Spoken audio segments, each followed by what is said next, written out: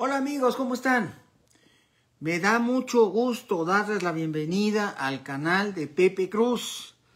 Vamos a hacer una transmisión de gran importancia en el canal, porque vamos a retomar nuestras charlas sobre temas diversos de la historia de México y de la historia universal. Así es que qué bueno que están conmigo, qué bueno que están aquí, qué bueno que van a seguir conmigo y qué bueno que vamos a abordar este tema que tiene que ver con la historia de México. ¿Y cuál es el tema? Bueno, el próximo lunes, el lunes de la próxima semana es el 13 de agosto. 13 de agosto de 2023. Y por lo tanto, una fecha más para recordar que en un 13 de agosto, pero de 1521, ocurrió la destrucción de la gran Tenochtitlan, del Imperio Mexica, y la fundación del periodo de historia contemporánea de México. Es un parteaguas de nuestra historia, porque es el doloroso nacimiento de una nueva sociedad, el doloroso nacimiento de un nuevo periodo de la historia de México y el doloroso nacimiento de nuestra realidad, de la realidad que hoy se llama México. Pero esta fecha es importante en todos los órdenes. Y esa es precisamente la singularidad de esta voz que quiero comunicarles, comentarles. A veces estos momentos tan cruciales de la historia se convierten en los momentos cumbre. Yo quiero ver esta fecha no como una tragedia que lo fue, sino como un nacimiento que también lo es. Esta fusión de sangres, esta fusión de culturas, de ahí venimos. Es nuestra cuna, es nuestro origen, y es un origen riquísimo, porque ambas tradiciones culturales lo eran. El 13 de agosto de 1521, Hernán Cortés logra el objetivo de destruir una de las ciudades más bellas del mundo, una de las ciudades más extraordinarias, surgida en medio de un lago, en medio de canales, calles de tierra y calles de agua, en medio de chinampas que eran como jardines, con aquellas impecables plazas que se describen en los libros de Bernal Díaz como excepcionales, como únicas, como colosales, como magistrales. Esa gran ciudad de 100,000, 200,000 habitantes que era Tenochtitlan es la madre de la actual Ciudad de México, es la madre de nuestra Ciudad de México actual. Y lleva el mismo nombre, porque en el año 1325, cuando se fundó Tenochtitlan, en medio de las islas, de los islotes, cuando Tenoch vio el águila devorando la serpiente sobre el tunal, o sobre el nopal, cuando se dio este hecho, surgió la nueva ciudad.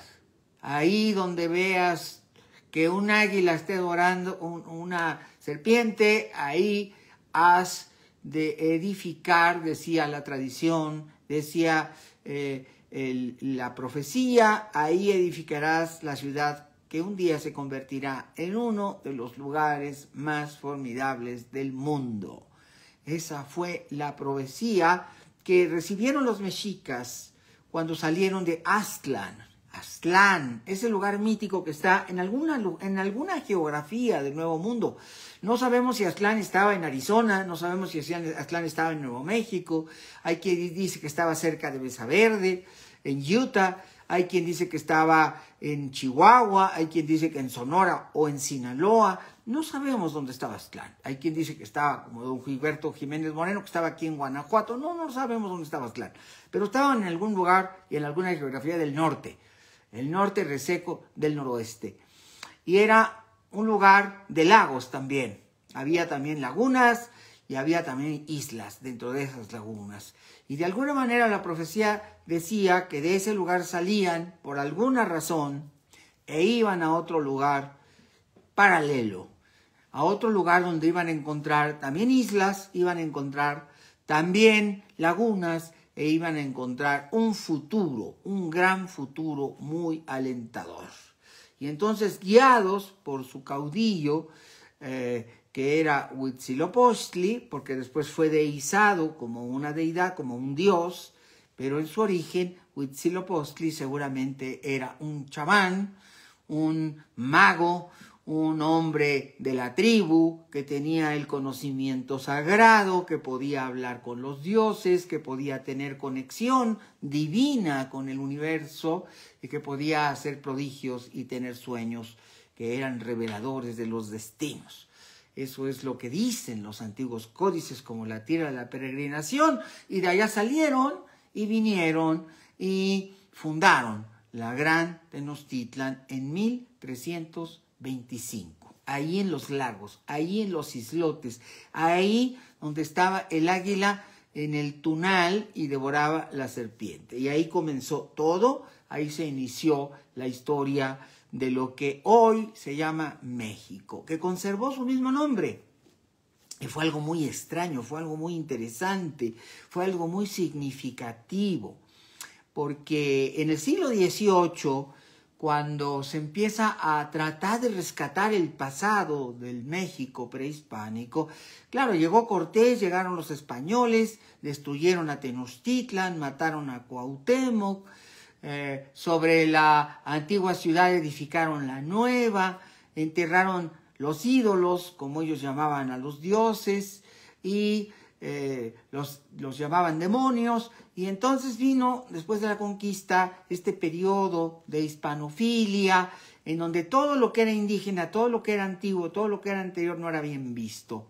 Pero curiosamente, en el siglo XVIII ocurrió exactamente lo contrario. En el siglo XVIII, los mexicanos, los hombres y mujeres que habían nacido en este suelo, empezaron a indagar sus orígenes. Y es algo como lo que hace, por ejemplo, en una familia, lo que hace un hijo cuando crece, y por ejemplo en la familia no se sabe quién es el padre, lo primero que empieza a preguntar la hija o el hijo es: oye, ¿quién es mi papá? Oye, ¿quién es mi mamá?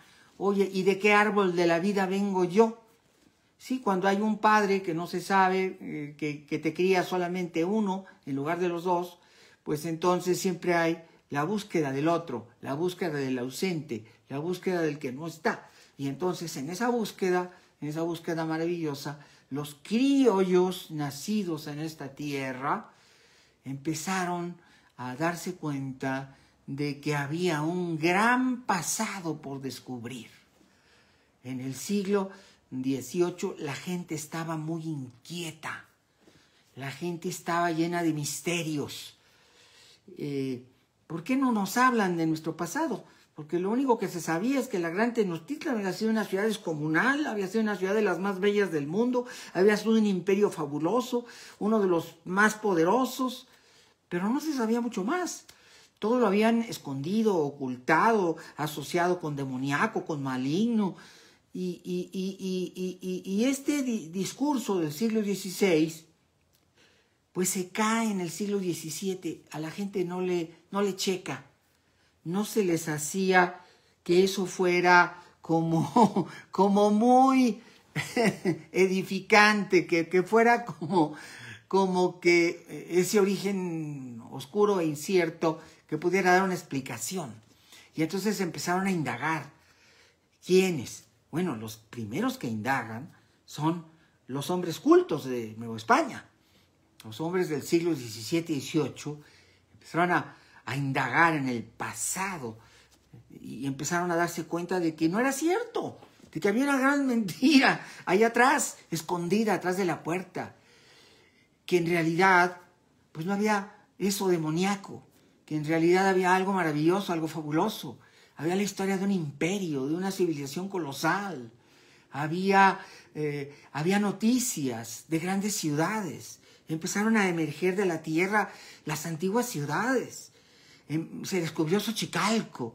Y la gente en el siglo XVII y XVIII iba a buscar esos lugares. Empezaron a descubrir que había un Teotihuacán.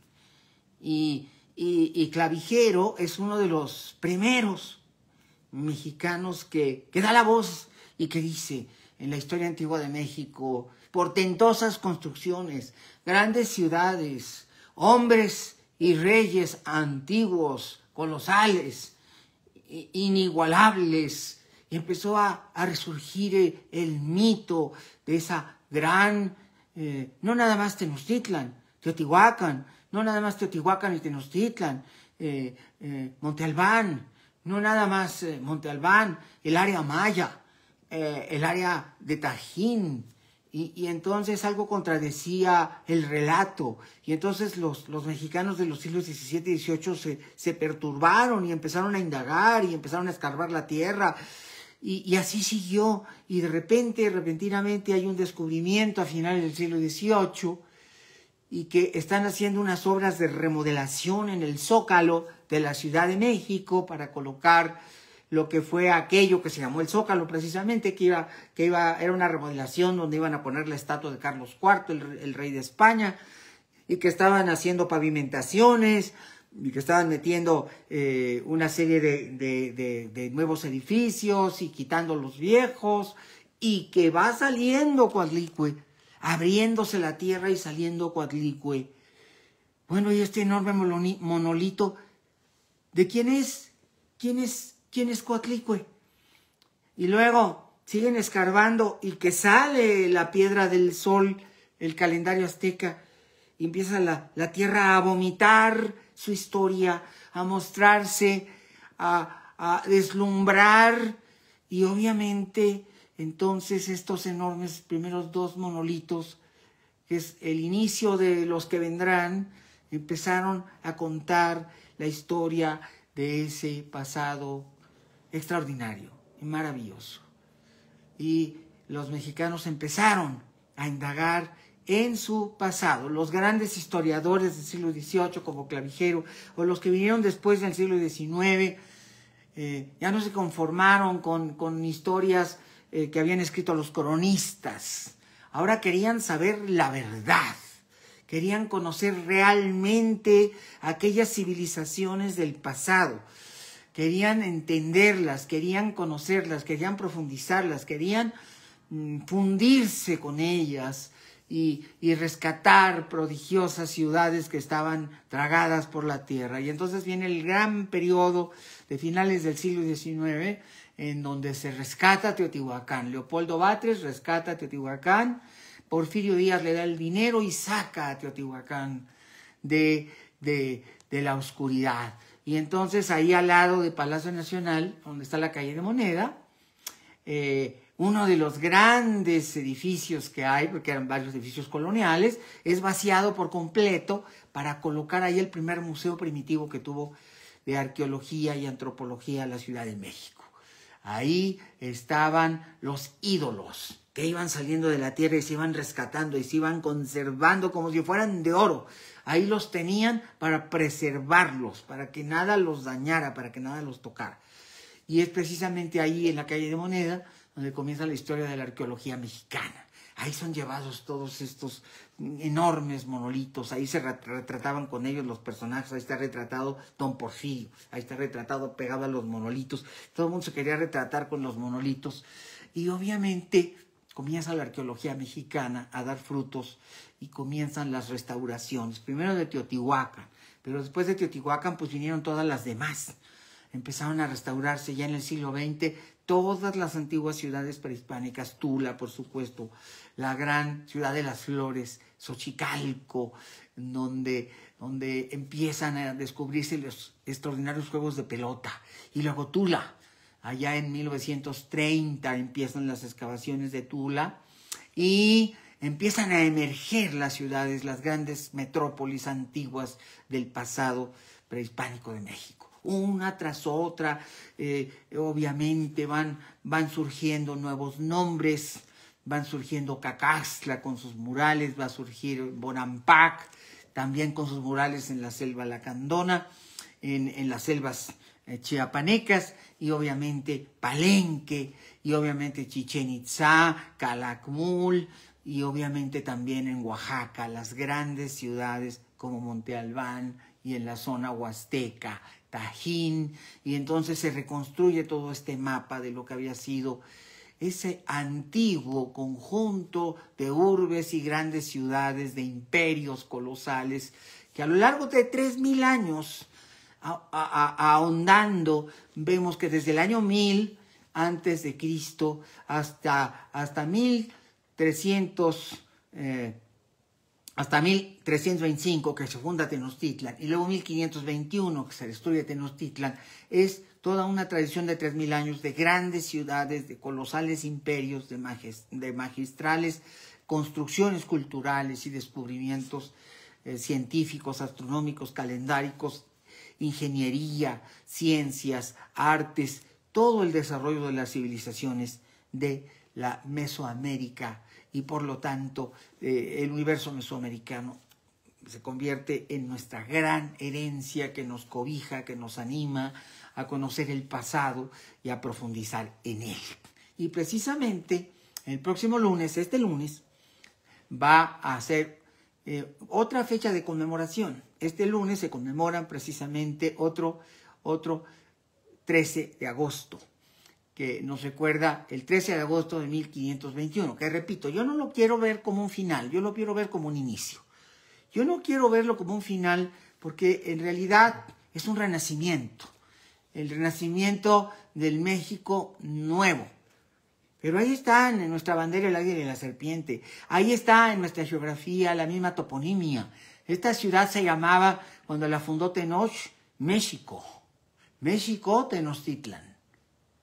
Y había otra que era México, Tlatelolco, pero sigue llamándose México. Ahora le decimos México, pero es lo mismo. Se sigue llamando México porque perduró en el tiempo. Como dice aquel poema, siempre perdurará la fama y la gloria de México Tenochtitlan. Y así fue. Y hoy se sigue llamando México todo el país. Y se siguen llamando mexicanos los 130 millones que en estas tierras habitamos. Y esta historia es precisamente en el 13 de agosto una consolidación de el pasado que viene hacia el futuro. Es decir, como este choque de dos culturas y de dos mundos que culmina con la destrucción de Tenochtitlan, también es el nacimiento doloroso de la nueva sociedad. Es el nacimiento doloroso de la nueva nación. Y sobre todo es el nacimiento doloroso de la nueva identidad. Y por eso los quiero invitar al programa de este próximo lunes a las 8 de la noche, en donde vamos a hablar exactamente día por día, casi hora por hora, de lo que pasó en el sitio de Tenochtitlan. Les vamos a contar y a platicar todo lo que pasó en Tenochtitlan, pero todo lo que pasó a partir del 30 de mayo de 1521 y hasta el 13 de agosto. Porque el sitio de Tenochtitlan duró exactamente de esas fechas. Es las fechas que programó Hernán Cortés, que mencionó Hernán Cortés para él, las fechas del sitio. Del 30 de mayo al 13 de agosto. Es decir, que Tenochtitlan duró sitiada, rodeada, asfixiada, sin agua, sin alimentos, y resistió. Y tuvo una heroica lucha que me gustaría que todos ustedes conocieran a detalle. Los nombres de los héroes, los nombres de los que participaron, las fechas clave, los momentos más emocionantes, más intensos del sitio de Tenochtitlan, porque a veces en los libros de texto se comete, quizá por falta de tiempo, por lo que sea, ahora que están tan cuestionados los libros de texto gratuitos de la Secretaría de Educación, pues a mí me gustaría que trajeran esta información más pormenorizada, que nos platicaran de ese sitio. Fíjense bien, del 30 de mayo al 13 de agosto de 1521. Cada día de este sitio es fabuloso. Cada día es legendario. Cada día, cada fecha es extraordinaria. Me gustaría que conocieran a detalle todo lo que pasó, detalle a detalle, día por día, hora por hora, casi segundo por segundo, para que realmente se dieran cuenta y cuando llegue esta fecha realmente sepan dimensionar todos los hechos maravillosos, porque lo que sucedió no fue únicamente algo triste, también sucedieron cosas magistrales que deben ser conocidas, celebradas, recordadas. Son hechos extraordinarios que a veces nos fueron ocultados deliberadamente con la intención de que no se supieran. Porque cuando leemos las historias de Bernal Díaz o las historias que escribieron los cronistas españoles, el propio Hernán Cortés a través de sus cartas de relación, pues no se dice todo lo que debía saberse. No se conocen esos detalles de lo que hacía Cuauhtémoc en su Yacacolco, que era donde estaba su gran cuartel general allá en Tlatelolco. Todo lo que pasó en Yacacolco me gustaría contárselo. Todo lo que pasó con la familia de Cuauhtémoc. A veces parecía que no tuviera familia. Pues claro que tenía familia, tenía esposa, tenía hijos. Y además los aztecas se casaban más de una vez, tenía más de una esposa. Pero no hemos profundizado. Por eso me gustaría que supieran detalle a detalle. Hubo muchos héroes. Hubo muchos nombres que merecen ser celebrados, reconocidos, nombres importantes, hechos notables, circunstancias afortunadas y cosas legendarias que deberíamos recordar. Es como cuando nos platican la Ilíada y la Odisea y que de un lado está Aquiles y del otro lado está Héctor. Y bueno, así fue. La toma de Tenochtitlan fue como Troya. Como la caída de Troya, la caída de Tenochtitlan y la caída de Troya son muy semejantes. Así como en la Ilíada nos cuenta Homero que estaba el lado de los troyanos y el lado de los aqueos. Y como de los dos lados había grandes héroes, los que combatían. Por ejemplo, en el caso de los troyanos pues estaba Héctor y en el caso de los griegos, de los aqueos, estaba Aquiles. Y Ajax, el otro gran general que tenían los aqueos. Bueno, de lo mismo les voy a platicar, pero en este caso del sitio de Tenochtitlan, porque también había grandes héroes, también había grandes generales, también ocurrieron cosas maravillosas y no nada más catastróficas, que deben ser celebradas, que deben ser conocidas, que deben ser recordadas y puestas al conocimiento de todos los mexicanos. Y por eso vamos a invitarlos próximo lunes, 8 de la noche, estaremos de las 8 a las 9 de la noche platicándoles de esto, que es lo que pasó realmente entre el 30 de mayo y el 13 de agosto de 1521. Detalle a detalle y con toda precisión, para que ustedes siempre que llegue esta fecha la recuerden en su correcta dimensión. Porque a veces nos dicen, no, pues a Cuauhtémoc le quemaron los pies. ¿Y tú sabes cómo se los quemaron? ¿Qué usaron? ¿Agua? ¿Aceite? ¿Fuego? ¿Leña? ¿Carbón? No, ¿verdad? Bueno, es por eso les digo que quiero protestar contra los libros de texto gratuitos que no les explican bien a los niños y les podrían dar mucho más detalles maravillosos y fabulosos. Porque sí, lo más significativo es que Cuauhtémoc soportó ese tormento y además se sobrepuso cuando dijo aquello de lo del lecho de rosas. ¿Y de veras lo habrá dicho? ¿Ustedes quisieran saber? Bueno, pues entonces no se pierdan el programa de lunes. ¿Qué dijo realmente Cuauhtémoc? ¿Y qué pasó con el oro que quería Hernán Cortés en su codiciosa? Y bueno, hay que entender, la idea del siglo XVI es europeo, que a veces nos pintan a Cortés como el más malo de los malos de Malolandia. Y claro, era un conquistador y era frío, cruel y a veces hizo cosas aterradoramente mal hechas, cosas pavorosas, porque así son los protagonistas de las historias. Y el amor al poder es lo único que importa para estos protagonistas. Sí, pero Cortés tenía sus bemoles, Cortés tenía un lado no tan oscuro y Cortés tenía un lado siniestro, muy siniestro. Por eso quiero que me acompañen en este programa para que conozcan a los protagonistas y vean el lado amable y el lado oscuro de todos ellos. Y también conozcamos más a profundo la historia de nuestra nación, la historia de nuestro país. Así es que los invito al canal cultural de Pepe Cruz. Aquí los espero a todos el próximo lunes. Recuerden, lunes a las 8 de la noche, porque les voy a hablar de esos días inolvidables que van del 30 de mayo al 13 de agosto de 1521, que conocemos como el sitio de Tenochtitlan. Cosas maravillosas que ocurrieron, no solamente cosas oscuras, sino cosas que debemos saber y que nos gratificaría mucho saber. Así es que, amigos, muchas gracias por acompañarme. La intención de la charla de hoy era solamente invitarlos. No quiero hacer un spoiler de estos hechos, por eso no voy a hacer ningún spoiler. No quiero hablar de nada de lo que pasó en esas fechas, sino que en lugar de hablar exactamente de lo que pasó en esas fechas, los estoy invitando a que me acompañen para que se enteren justamente en este programa especial, en donde vamos a ver detalle a detalle qué pasó en esos días, desde el 30 de mayo hasta el 13 de agosto, porque hubo unos momentos extraordinarios que no debemos de dejar de conocer. Uno de los 20 eventos más importantes de la historia mundial. Así se considera la destrucción de Tenochtitlan. Es como la toma de Troya, que dicen que Troya era mítica. Pues no, Schliemann demostró que no era mítica. Schliemann demostró que sí había Troya, que no era un mito, que era real, y que sí había habido una guerra de Troya. Entonces, es uno de los grandes eventos de la historia universal.